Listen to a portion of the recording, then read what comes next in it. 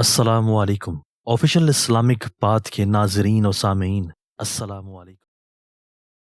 हज़रत अबू हुरैरा रज़ी अल्लाह अन्हु ने बयान किया कि रसूलुल्लाह सल्लल्लाहु अलैहि वसल्लम ने फरमाया, मोमिन की मिसाल खेत के नरम पौधे की सी है कि जिधर हवा चलती है तो उसके पत्ते उधर झुक जाते हैं, और जब हवा रुक जाती है तो पत्ते भी बराबर हो जाते हैं।